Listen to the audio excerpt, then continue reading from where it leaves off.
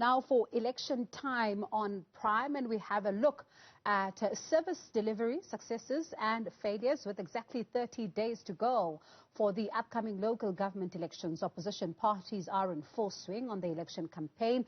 Issues of service delivery in the West Rand District Municipality continue as residents say they feel that municipality has let them down. And on our first election time on Prime debate, we are joined by EFF's Betheul Monyai, IFP's Gauteng Provincial Chairperson Bonginkosi Dhlamini is also going to be joining us for this conversation. The Executive Mayor of the West Rand District Municipality, Dennis Thabe, as well as DA Mayoral candidate Tyrone Gray are joining us for this conversation. Good evening to you all, and thank you so much for your time this evening. I'm going to just lay some ground rules. Please note you each have 2 minutes to answer the question. If your time is up, you're going to hear me speak over you and move on to the next guest. I'm going to begin with you as we kick off this conversation. Ntate Thabe, you are the Executive Mayor. You want the residents to vote your political party in again. Why? Thanks very much, Bongiwe, for the opportunity, and greetings to the viewers at home. Indeed, we are humbling ourselves to the people of the West Rand to give the African National Congress an opportunity to continue with the plans that we have already started by 2016, as we agreed in all our local municipalities, to have one region, one plan, one action, one system, which at some point it went to the national as the district development model. With the district development model, there are plans already that we are engaging even our business people, our private sector, our mining houses, and everybody in the space of the West Rand to make sure that this particular plans gets to be implemented. One of the other key important projects that we are going to implement that has already started is the expansion of the bus mark manufacturing. Busmark is one of the companies that is producing buses in Gauteng, and it's in the space of the West Rand. The Lanzeria airport is being expanded. The Lanzeria new city that the president will have spoken about is one of the projects. And we are also dealing with the agro project, which is the agro processing in terms of the mega project related to the N12, whereby we are going to bring farmers, we are going to bring all relevant people to make sure that the economy of the West Rand gets to be sustained going forward. All right, you answered that in just under 2 minutes. I come to you, Tyrone. Why should residents give you the time? Thank you very much. It's an honor to be here, and greetings to all the viewers. So what's most important in Monyai City is the restabilization of the finances and correct budgetary allocations. So for instance, Circular 71 is the financial norms that National Treasury sets. And the reason it's so important to ensure that the budgets are allocated within these Treasury norms so that financial performance and financial position and budget implementation actually happens is because over the last decades, we have noticed that inadequate allocations have been given, for example, to repairs and maintenance. The norm should be 8% of the carrying value of the PPE. However, because of cash flow constraints, as I cited, due to mismanagement, especially of finances, not enough money has been pumped back into the water reticulation network. And for instance, in Monyai City, for the 2021 financial year, the residents had to foot a water loss bill of 60 million rand, which means that if you equate it, every hour we are losing about 6,800 rands worth of water. This is unsustainable, and it goes actually against the mandate of the Constitution. So all that we're employing is it's now or never. We require the mandate, at least 51%, so that we can comfortably govern and turn around the municipality and enhance the service delivery and improve the lives of all the residents in Monyai City. As the Executive Mayor, Mr. Thabe, said, Councillor Thabe, Monyai City is critical. If Monyai City fails, as the anchor of the West Rand, the entire district will fail. And I'm sure you can bear testimony to that. So in order to improve people's lives, we have to have clean, honest, transparent, and accountable government. And it's only the Democratic Alliance in Monyai City that can give that to the people. Right in the nick of time there, Tyrone. I'm coming to you, Betheul. You are campaigning to be the party of choice for the people in the West Rand. Why should they trust you? Thank you very much, Bongi. As the EFF in West Rand is composed of 3 municipalities, Merafong, Mogale, and Rand West City, including the district. So as EFF, the people have spoken. They've been in the waiting list, the housing list from 1994 till to date. Majority of people, they're still holding the pink forms. The issues of tender corruption in the municipality. Currently in Rand West City municipality, there is 1.5 billion of corruption, of which the ANC and the administration, they've touted it, and no one has been arrested so far. And also the issues of service delivery. There is a poor service delivery. If you go all over, you see potholes in Mogale City, Merafong, in Rand West. There is a lot of poor service delivery. The sewage spillage in the Betheul is still there, of which from 1996. You can even record in 1999 when the ANC got there, they said they don't want their dirty votes. So indeed, they've left them with the dirty service delivery. Even to date, there is no service delivery which has been there. Industrial development, there is no industrial development in terms of employing people. We are in the bloodbath of unemployment in the whole of West Rand. We are surrounded by the mines, Sibanye Gold, which is now been on the strike. So they are not hiring even the local people. People are on the street, nothing. There is a sinkholes in the Merafong.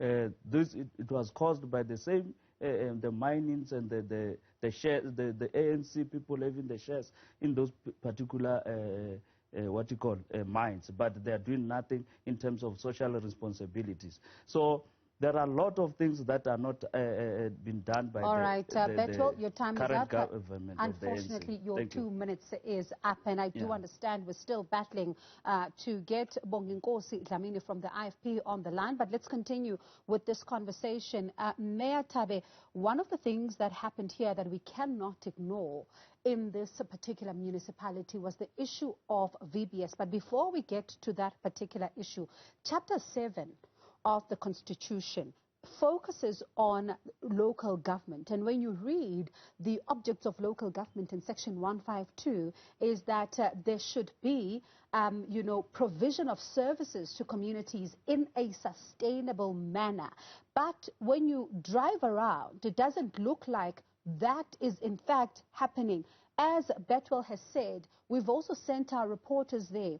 They found potholes, they found sinkholes. There's issues even with the provision of houses, because some of the houses that are built in Kutsong are falling apart. You have people that are saying the doors are not locking, the walls are cracking. What are you doing about this particular problem? Because you have to produce services to the community. Indeed. The Section 152 gives powers to local municipalities in terms of providing services to our people. And we are not going to shy away, or we are not going to point fingers anywhere. We admit there are things that will have not went well according to how we wanted.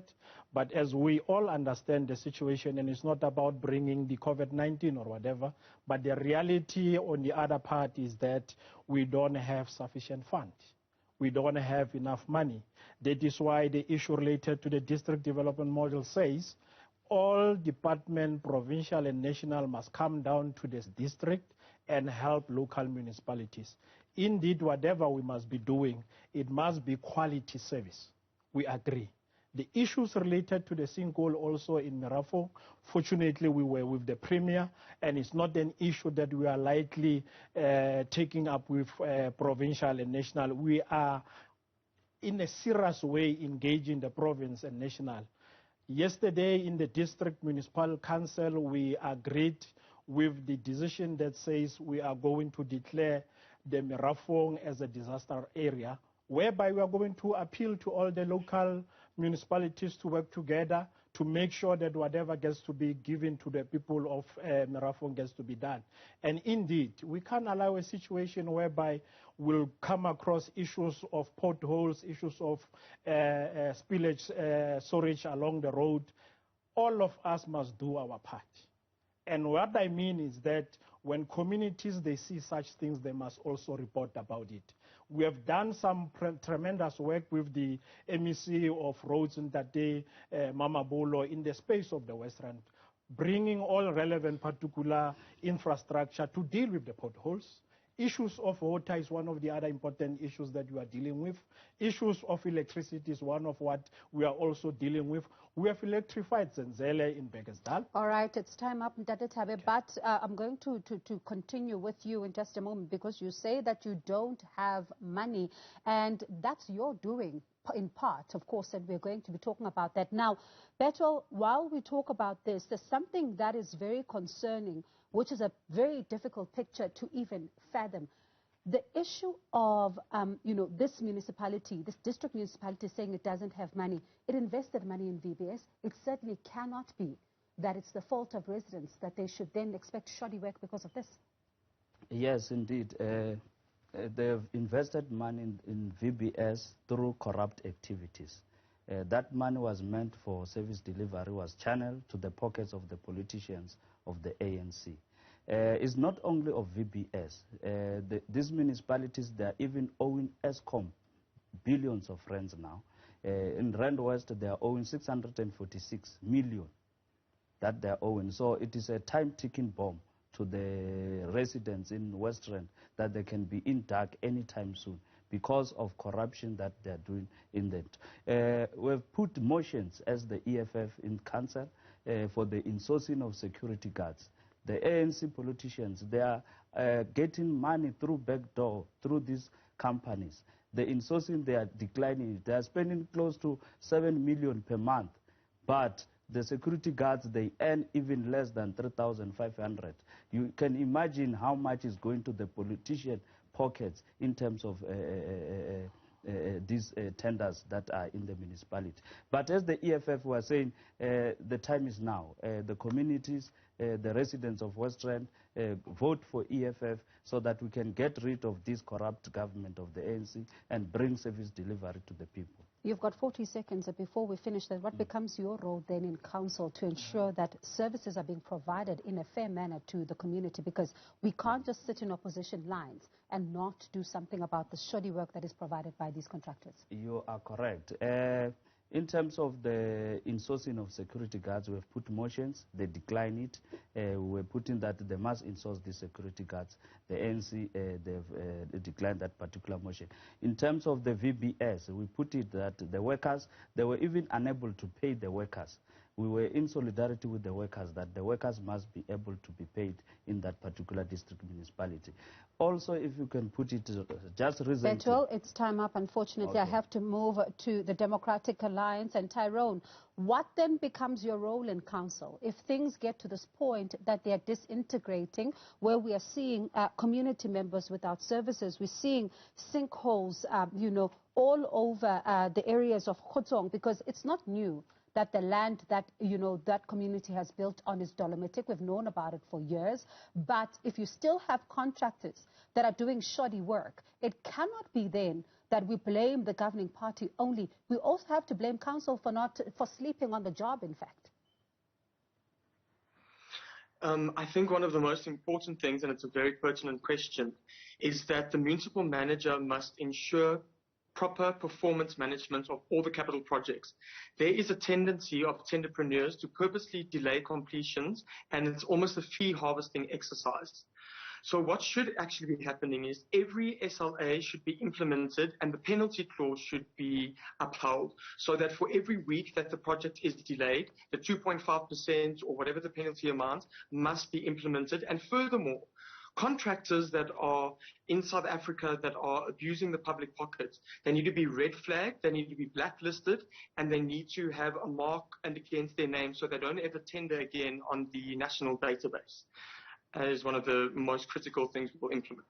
And when it comes to you, Bonginkosi Dhlamini, good evening to you, and thank you so much for your time this evening. Let's talk about the IFP, especially when we look at service delivery in the area of West Rand. The district municipality has a lot of challenges there, but I'm very keen to find out from you, because when we look at statistics, we're seeing quite a lot of households being headed by children. What is the IFP's plan on this?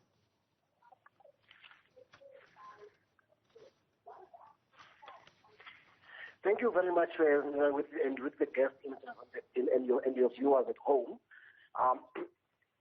Why are we asking voters, particularly in the West Rand and throughout the country?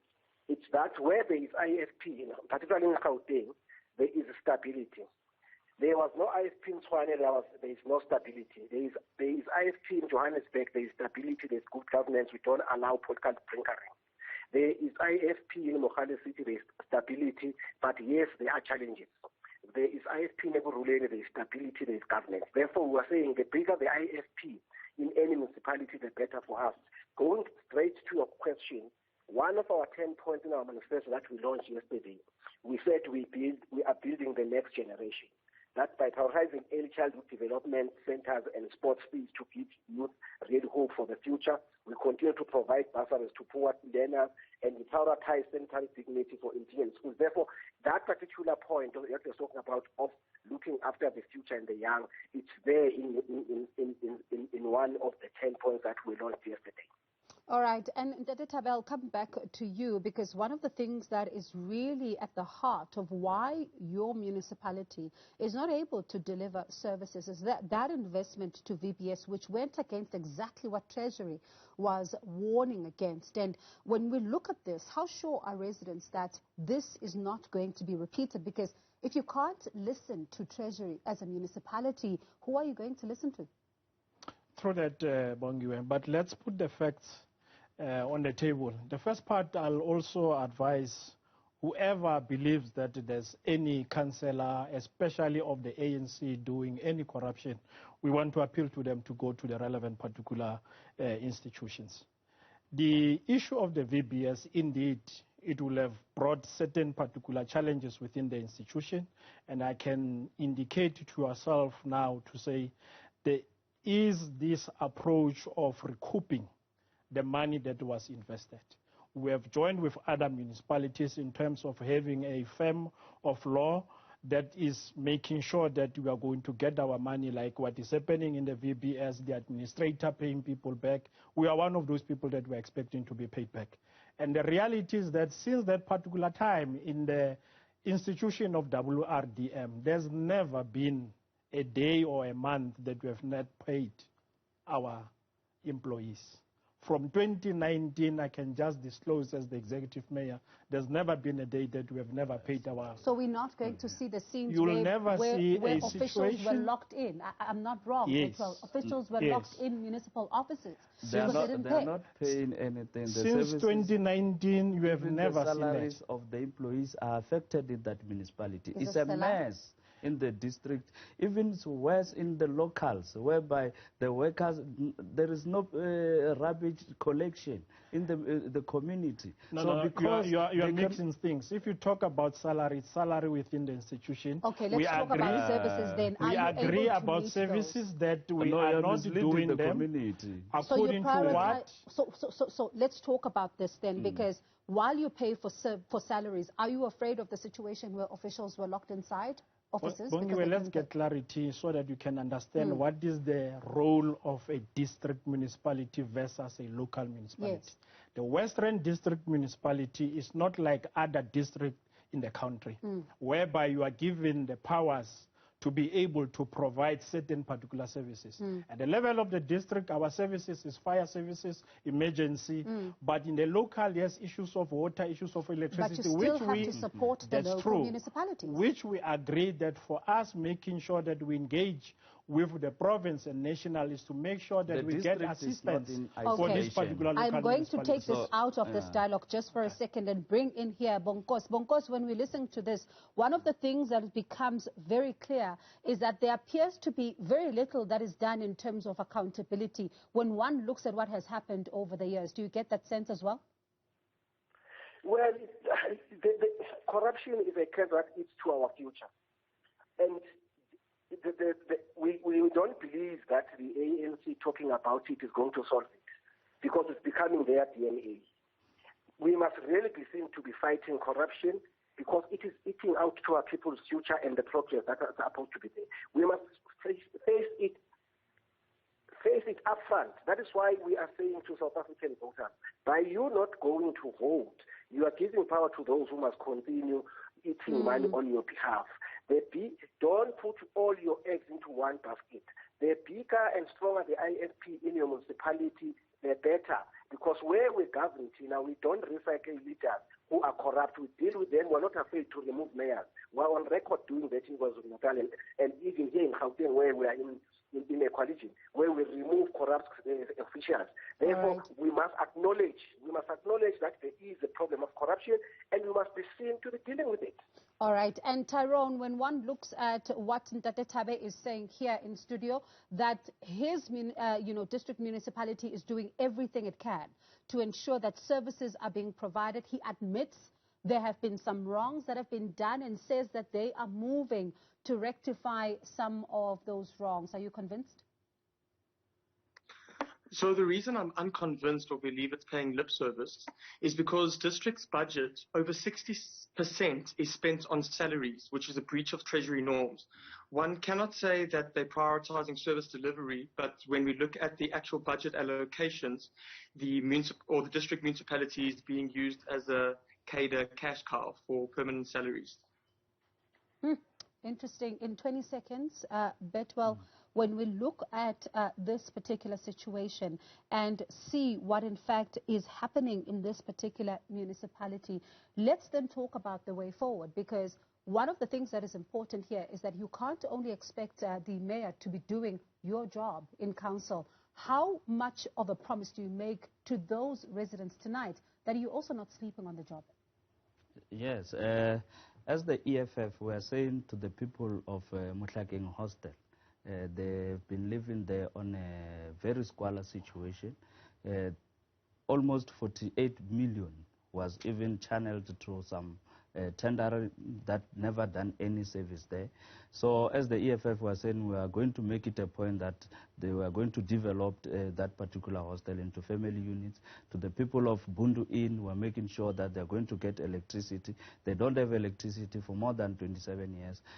To the people of Kutsong, we're saying there must be a resettlement plan whereby they can be able to be put and given proper houses whereby there is no sinkholes. Also, the mining, they must take responsibility in terms of social responsibility to the community. Okay, thank you, Betheul. Unfortunately, we're out of time, gentlemen. Thank you so much for coming into studio. I wish we had more time, but we are still going to speak because the elections are indeed still coming. So, Ntate Thabe, do not close your phone when I call to say that I would like to have you in studio. But for now, we pause here and on the